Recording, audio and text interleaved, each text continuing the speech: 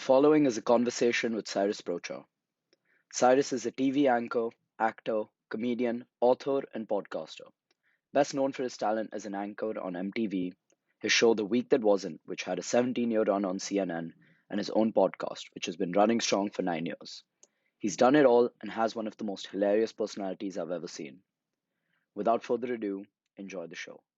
What else would you like to Um, add to your? I actually, if I may just butt in, sorry, Ryan, because I know it's your show, but I just have to rectify this slightly, which is I'm actually a gym instructor and an out-of-work actor. So the rest of nice things that you've said, they make it sound like this is all good stuff, but that's really not true. So this is where I am. And unfortunately for me, the stage that I'm most comfortable is the circus, and that is more or less extinct. So that's a horrible position to be in as a human being because when your art form is already gone, but you're still here, it's like losing your parents. It's a very sad thing. But thank you for all the kind words. They're all lies, but I'll accept them with grace. And let's go ahead. Just can I mention that you're a classmate of my daughter and that I have no choice but to be extremely nice to you? Plus, there's the fact that you have formidable, in your words, parents will whip my behind if I'm not doing this podcast on time and with due respect. So there we go. Liberal egalitarian setting, we have this show. So, seeing as we're on a podcast right now, let's start with your podcast. So, how is your podcast monetized? What are the revenue streams from your podcast? So, they don't tell me because they pay me very little, but by and large, there are three, four ways. One is subscribers, which is in India not an easy thing to do because paid subscription, that is. Slowly and steadily, we're getting more and more numbers. That's one option. But unlike some parts of the world where that works very quickly, in India, nobody wants to spend a rupee no matter how rich they are. So that's Yeah. always a challenge. But I think it will, with your generation and the next, it may change because people will, put aside a little for their personal stuff. Everything is customized. So they'll go for what they want. So that should change at some point. Then there's a long-term sponsorship, which since it's a new medium, again, a little tougher. What is easier to get is short-term sponsorship. So you get 8 episodes sponsored by, say, a car company, 10 by a bank, five for a special show. Those things seem to be working at the moment off the bat much better. Maybe that's the way it is for now. But I think it's all evolving. We are the first people, the first generation of podcasters in India. So we will leave behind the blueprint for you guys to follow. Although you're already now a podcaster, so you're also first generation. So life sucks. As in, we don't have any precedent. We are finding out organically what the market demand supply is. Yeah. Now, setting up the groundworks for your podcast, what are some things you learned that could be a lesson for future podcasters or aspiring podcasters? Well, one of the biggest problems we have, there's so many technical issues for which you need good money, and not just money, and you just need to get it right. So the lighting, the look, the audio. Audio has been a disaster many times. We've worked through really bad. It's almost like we were in medieval India for some time. During the pandemic and all, on our broken down machines, laptops, phones. I've even done a show from a car. I've done a show from a trailer set while shooting something. And it's horrible the actual technical output. But we still, because we wanted to make sure our show went on the air, we just, that came first. So sad to say, lots of huge mistakes, which again the next generation won't make because you'll invest in the right things, get the right people. Technicians are very important in the podcast, whether you like it or not. But for me, the meat is the conversation, and I think that's what really helps. And why they're getting popular all over the world is that we can talk like we're talking now. The whole television medium that I was working in and grew up on give you only 6, 7 minutes, 5 minutes, 3 minutes, 2 minutes, then break. So Yeah. how much can you talk? Here in about 45 minutes, 1 hour, sometimes even more when people talk, you can really get your point across. People relax at some point, even if they're nervous in the beginning. By the 17th minute, they're telling you about how much their wife beats them at night, which they enjoy on Tuesday and Friday. So those kind of things only come out because a person has time. Like you would if you're sitting in a bar or in a restaurant, or you shouldn't be at a bar yet, wait a year or two. And then, the conversation tends to flow. It's like a car gear shift. So you go from first to top or overdrive even sometimes. So that you hit those good notes because of the longevity. And then when people have a nice sort of connection that comes through. So I like that in the podcast. That's what draws people to watching podcasts. You can see the chemistry coming alive. Some of my favorite podcasts, of course, they are not serious business podcasts because I don't have the mind for anything over. I'm like an infant. I'm like 9 years old. So that's not even an infant. So that's how stupid I am. But the thing, people that I enjoy, like a Theo. By the way, you'll have to interrupt me because I don't stop talking. No, no. Theo Vaughn and Joe Rogan and whoever. It's just the chemistry. It's just the content. But all of them have done very well with the audio streaming. So with the connectivity, they don't have Wi-Fi issues and all, which we had. So medieval India podcasting has to move up a little bit. We've been guilty ourselves, so that really has to get, like, because you're competing with everyone. You're not competing just with six people in Walkeshwar. We're Yeah. competing with some, guy who's similar and has similar guests in, say, Chicago and the English-speaking world across the world. So it's not easy. Yeah. Yeah, so that's the lesson we're learning all the time. Then there are smaller lessons which have to do with my fault, like I overtalk, talk too much, don't listen. But those are personal issues which podcasters will have. So Hmm. that's a different set of issues going towards the creative. Then there's no end to it. I don't want to say that I know better than anybody else, but look, Yeah. I like the conversation to be organic like we're having right now. I hate prepared scripts. I don't mind you doing your research. Have a little idea in your head, but I've heard to be an art form, you should relax and have a chat. Otherwise, it just sounds like a boring question answer session in a press conference. Yeah. So you had mentioned Joe Rogan and Theo Vaughn, and Yeah, now the young generation today, all of us, we have short form content. I mean, I don't have correct. too many friends that are interested in listening to podcasts, and those who do are quite religiously into it. But now, with the No, advent of short form content, I see clips right, of, say, Joe Rogan and Theo Vaughn, and right. what I've seen, that's really pulled a lot of audience towards how this True. 60-second comedy clip can But convert no, no, no. into a 2 hour I long. will get to that. Actually, what you're saying is you're just giving me another version of the same. So it's like cricket has T20, T10, white ball 50 overs, and then Test cricket. Or all the sports have sort of evolved into shorter versions, less people. So that's the way of the world. Something that you need the reels, you need the shorts. They work very well. Even for us, we get millions of views and all those. We don't necessarily get the millions on the full length podcast. But it's like an ad for the full length podcast. So Exactly. I look at it this way, without bitching about those F all people out there who consume podcasts. So you have the quantity people, which you may or may not be, and then you watch the reel and we exchange it. You send it to Maya, Maya sends it to her friend, whatever. Theo one doesn't know what the Holocaust is, hilarious, ha ha ha, 30 seconds. But then you may be interested to say, well, this guy's a moron but funny. Let me check him out. Boom, you go into the full thing. And so they get out of the 1 million that they got for the reel, they may get just 6,000 people who move that way. But every time they're building on that. So, over a period of time, you're getting an audience which is more exclusive in your long form as well. And I got to tell you, we've researched this so much. And I don't know if your dad or anybody else has better data, but no one can tell us the exact time which would be a right fit. You can't quantify any podcast and tell me 47 minutes viewership drops or 26 minutes, that's as good as you should go. Or go to 2 hours because the second hours where they'll come in. They've not been able to scientifically prove that there's ever such an average correct number which we worldwide could look into. Yeah, I think while planning out this podcast itself, I have argued with literally everyone on how long each episode should be. Should be 20 minutes, should be 40 minutes, or the different audience and the viewership rates. I think it doesn't really matter that much. It's more about the content that you're discussing and what you're talking about. And Plus, if you'll be pulling out the shots, right? You'll pull out the small moments yourself. Oh, that sounds vulgar. Apologize to your parents. So when you pull out the small moments, repeat it, which you'll get in a 1 hour, you'll get something. You'll get, you sit and edit that whole thing. Then you'll get maybe 5, 30 seconds or two minutes or whatever. And those things really do well. That's also still you doing well. It's not like, oh, my show didn't do well. So you got 2,000 people who tuned into your main show, but you have for one reel 2 million and for one reel 500,000. That's you. It's not like that didn't, it's just the different mediums are working with different sort of size markets, which is like the world, is it not? Everything that's shorter works faster. Uh, exactly. marriage included, as I tell my divorced friends.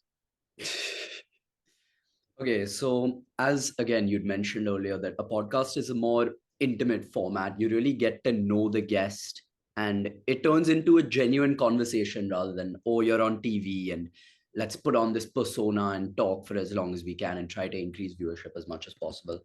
Now, for a podcaster, what do you think is more important? Having their authentic self being presented or an interesting topic or an interesting guest?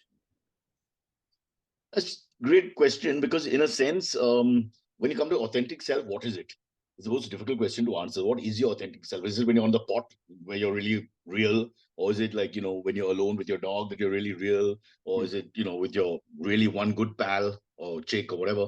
So I don't know how to answer that, except that, again, in 1 hour, what I've noticed, or the long format, is that we shift gears and moods. from being frivolous, especially with me. Everybody wants to be frivolous back. So the whole, sometimes we can have 20 minutes of ridiculously stupid conversation bordering on the infantile and banal. And then we have 5 minutes of really cohesive intellectual sort of moments. And then we go back to the banal. And so I just wanted to be organic and not try to force anything. Because if you start thinking in your head, let me put it this way, and that way, you're trying to manipulate the whole thing. And in that sense, you're being unauthentic Yeah. in my book. But of course, I may be wrong. So I think personally, you shouldn't try to introspect so much, because if you try to do that, you'll just get lost. Instead, you sort of relax, not in a chilling out relax, but more like your Correct. body is in a state where you're at your best, when you're enjoying the conversation. Then we don't look at the clock. We've had some great ones. Just in my podcast experience, for example, with Rahul Bose and Gajraj. I mean, we just had such a good time. Gajraj Rao is a famous actor, and that immediately people were telling us, okay, rap, rap, rap, because we just had no idea how the time flew. Yeah. So sometimes you have great guests. That may be the reason. Sometimes the chemistry is great, even if they're not great guests in that sense, or well known, etc. So can't tell you 100. But please don't take guidance from me. I'm a complete idiot. I have been trying to shirk work all my life. I hate wearing clothes, and I'm already depressed because I have traveled to Bangalore and Singapore the next week, which normally people would be happy. Yeah. Okay, so you have been running a podcast for years now. Um, in your experience, what form of format works best for you? What have you grown to like the most? See, first and foremost, being so old, I was born 3 years before Mangal Pandey was hung. Um, I really used to enjoy FM radio 1993 started, which is now 30 years have passed exactly. And that was great for India at that point. You guys weren't even sperm. And it was very interesting because we got a little freedom to say what we wanted, which from in that context, Hmm. in the context of what was AIR radio, where you couldn't even say words like, say, hell. Hmm. I mean, it was very conservative. So let's say from conservative, we went to less conservative. We didn't go to liberal and wild or radical, but that was good enough for us. So that I just enjoyed that medium the most because people started talking. I used to do a call-in show. So they would call in and chat, and I really enjoyed like how we're chatting now, and especially with strangers. I feel when you talk to people you don't know, you have a really good chat because there's no lena dena really. So they would chat, they would call up for the song, but we would always chat about your life, what you're doing, exam, blah, blah, blah, blah, whatever. Just enjoy that format. So yeah, it's intimate. It's chilled. It's very therapeutic because you have a nice conversation very often.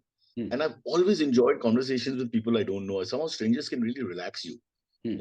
If you go to the airport and hang out when somebody comes and chats with you for 5 minutes, sometimes you have a good chat, or on your way to work or whatever, you meet someone who you don't know. So from my point of view, I think that's what the podcasts do. Then of course there are famous people who come on the podcast selling their wares, but even they, I think, prefer to talk about general things.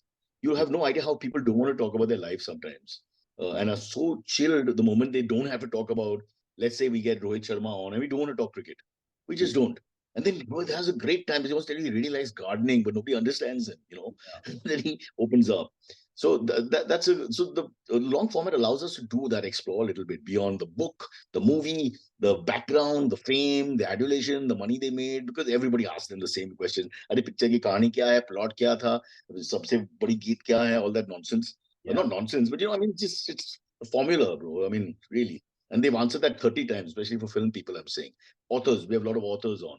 We talk about the book, but it can't be only the book, man. After some time, even they are bored. Yeah. Yeah, so I mean, you've been in the industry for so long, you've explored so many different mediums. Would you say like a podcast where it's independently run, you don't have a company or label to answer to? Do you think it's more free? You can say whatever you wish. It's less Relatively. controlled. Relatively. The moment you have a brand on board and all, it's not that free. There are certain things you have to watch. Nothing is that free. But Yeah, that comes with the price. You want to make money, then you've got to follow some rules. You don't want to make money, or if you're like Joe Rogan, you just got paid 130 million US, whatever, just to be on Spotify or wherever. yeah, And you say, I don't care about advertising. I'll figure this out, subscription and nothing else. Then that's fine. But the moment other people are putting money on the table, it's not that easy. In a sense, it's the oldest profession in the world remade into a podcast because you get paid and you dance. It's like that. Yeah, we learn to compromise. We've been doing that all our lives. How else do you survive entertainment? There are different governments. Forget governments. There's this whole wokeism which has gone berserk. I mean, there's so many problems. You have no idea. You have a brand on, and then suddenly they warn you about everything you say. But the people who are listening are coming there because you're sort of open and having a good time, calling a spade, etc., etc.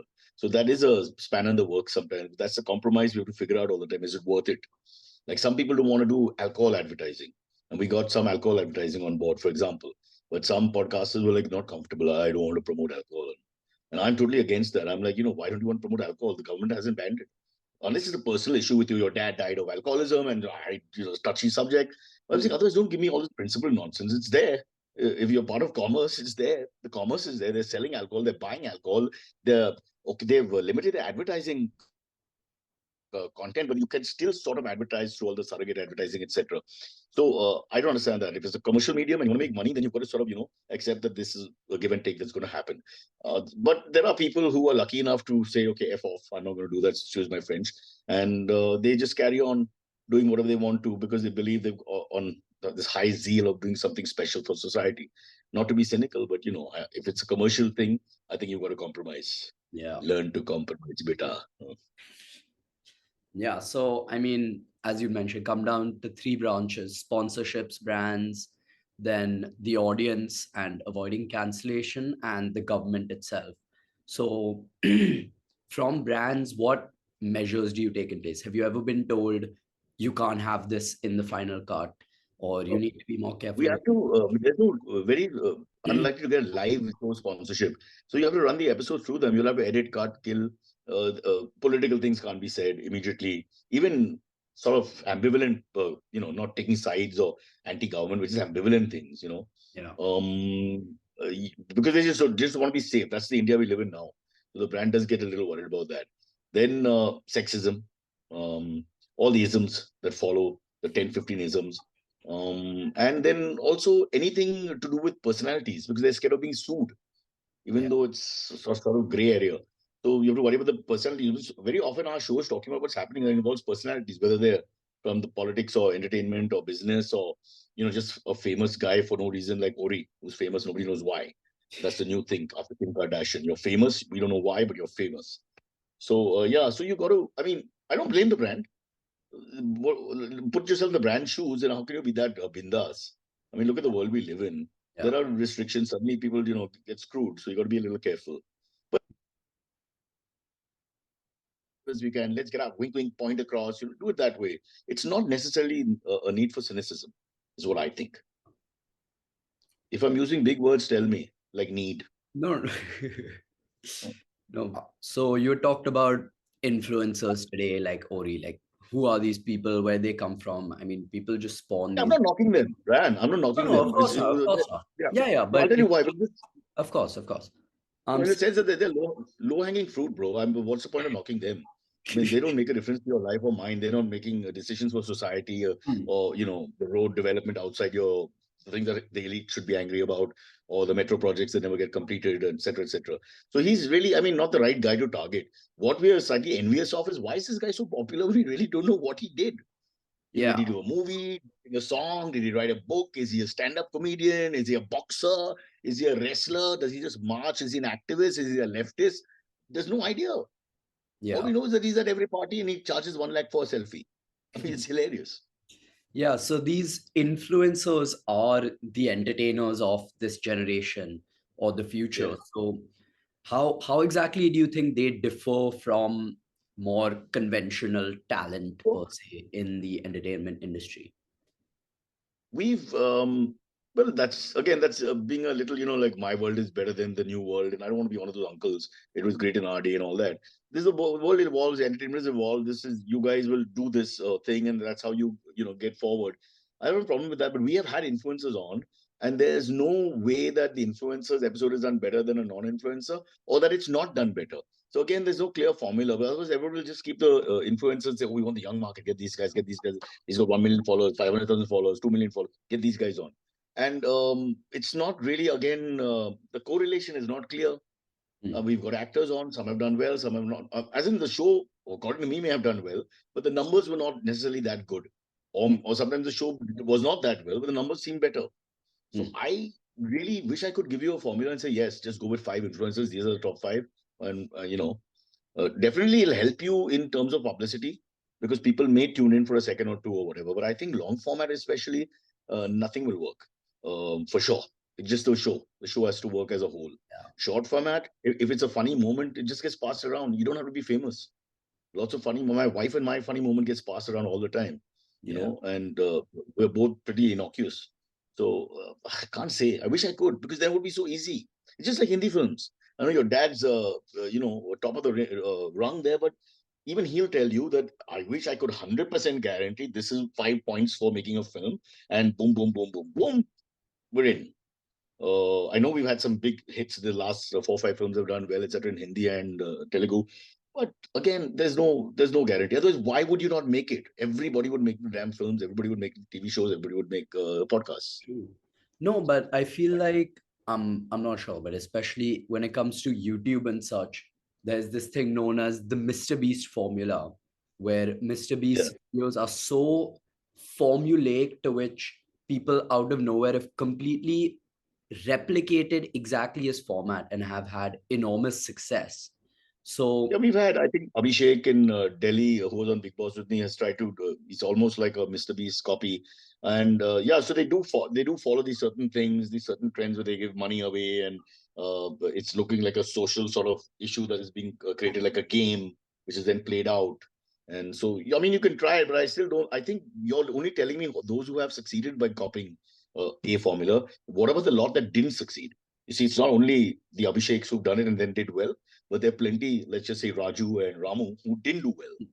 So once again, I'm still, because otherwise, trust me, we would just follow everything blind, and we have. We've got people in marketing and sales who actually take salaries. So yeah, they've got their own ideas. But once again, and it's the romance of the podcast world and the entertainment world is that nobody actually knows for sure. Mr. hmm, Beast is on another bloody level with his 1 billion followers or whatever. Whatever he does will always have traction because you reach that point where you reach a point where traction is going to happen. You can do better traction or less traction, but you'll always have traction. So he's there. define distraction. For Well, I can't quantify it because it depends on which segment of the population you're talking to because the world is divided. You guys are not like us. We were stuck with one national television, so we all watch the same Hindi friggin' films or whatever they forced down us. But Ryan Patel is not going to do that. He's going to say he likes bodybuilding, then he's going to watch bodybuilding video. Likes animals, he watches animal video. He likes cars, he watches a car video. And he just ignores, maybe Kim Kardashian or whatever the top singers. Sorry, not Kim. What's her name? Name the singers. Help me, please. I struggle here. Shakira. No, that's too old. You know what I'm saying? So, like, I mean, this customized mindset, the quantification becomes very difficult because we've got to look at the subject. So, who would like to listen to me? What type? Is it between, we did some data, it's more like between 30 and 50 age group, 75% males, blah, blah, blah, blah, blah. So, that's the way it is. You can try and improve that and say, go for the youth, go for the youth. But I don't see the point because the youth will always identify with the youth. So when we were younger, we were on youth channels and the youth were talking to the youth. As you get older, it's unnecessary. It's unlikely you'll have the same hold over them because they like to see themselves. So the younger people get more traction from the younger people who watch a lot. But that the gap is, I think, getting shorter because now older people are turning to the internet. Thank God. Yeah, I think with the advent of the internet, it's also more possible to target or cater your content to any specific target audience, like any given age group. So I think there's a lot more opportunity in that sense. But I want to look back. So how has the landscape of entertainment and in terms of the different mediums, in terms of how you can target audiences in all that sense changed over the last, say, 30 years? And how have you Look, utilized that in your own journey? Well, I wish I could answer that success. You're going to talk to someone who's made much more money than me. Unfortunately, I can't think of the right person offhand. But the difference really is that we came into a homogeneous entertainment society.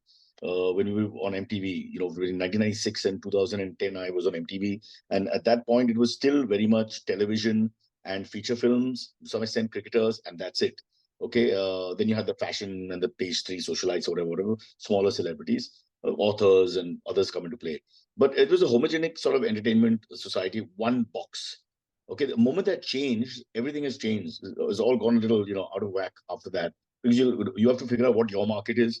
Forget how many people are in the market. You have to talk to your specific market, and then you might get byproducts of other markets, right?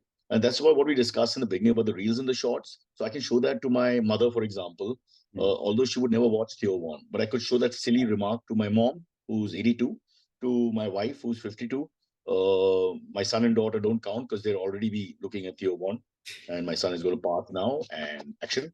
So that whole world, I don't know how to answer these questions because we really don't know how to break into different markets because the market is now fractured into different parts.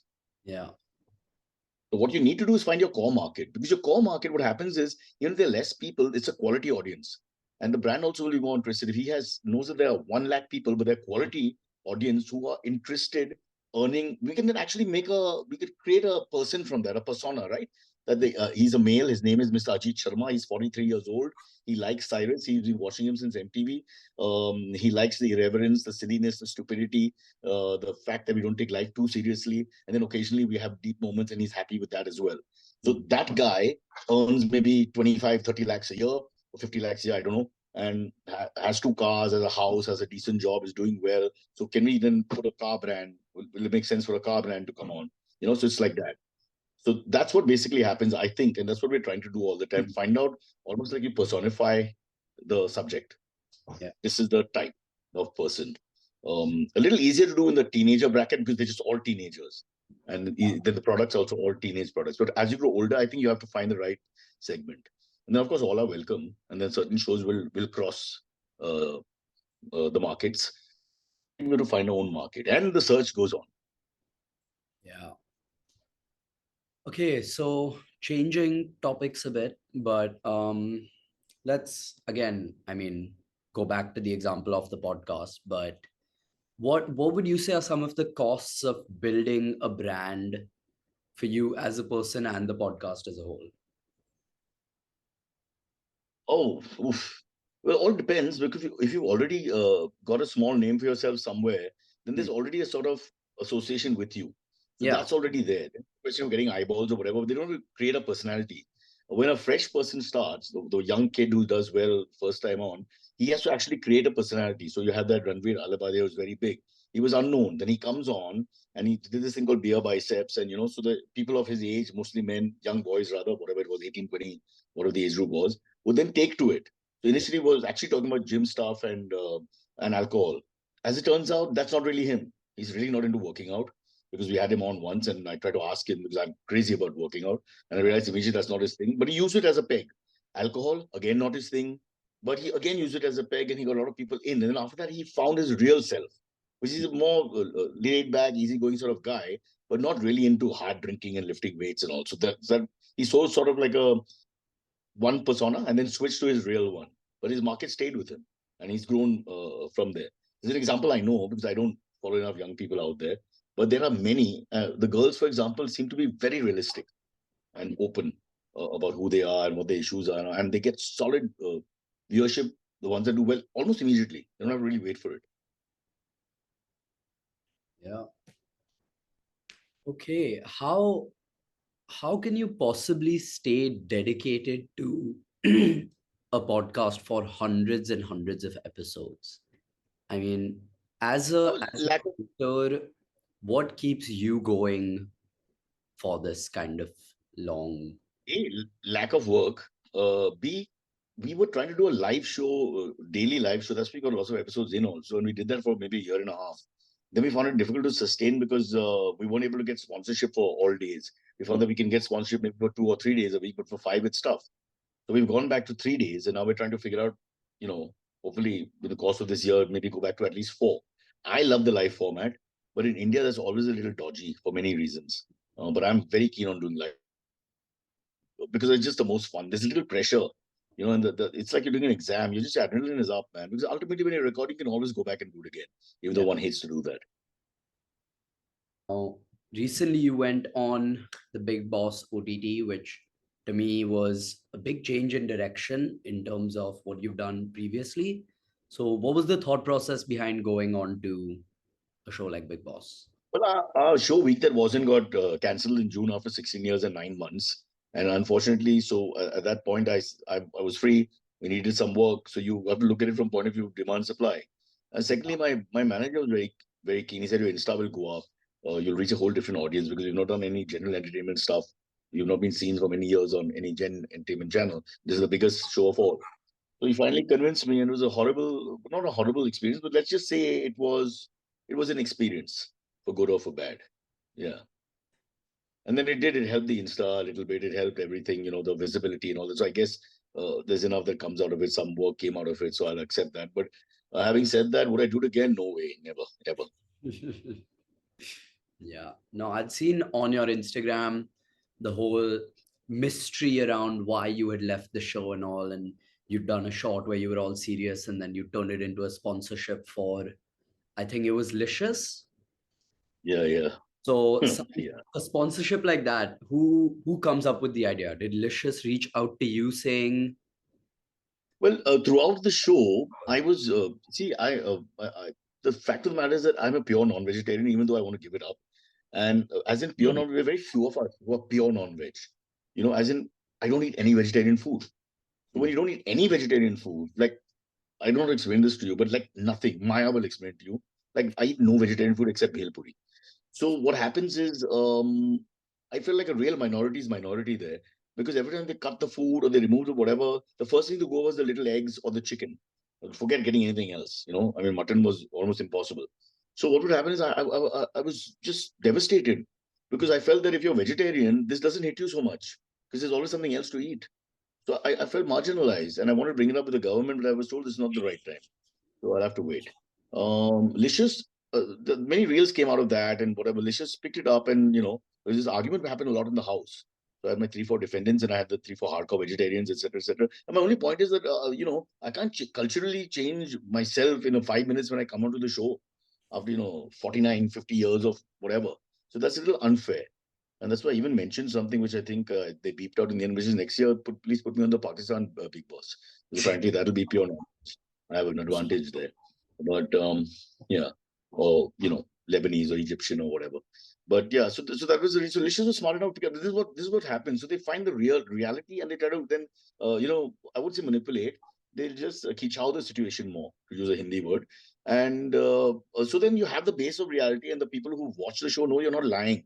You're not created of course you make a silly ad where you look like fraudulent, but the point of the matter is the base of the issue is true, yeah, and that should resonate, I would think, and that should give you more points and may help sales in the end. Who knows? But at least they know the people watching who show empathy, and there's not too many of us, but there are 1.3 billion people. yeah, Believe me, there are non-vegetarian, and so they milk that. So I would say kudos to them for thinking of that idea.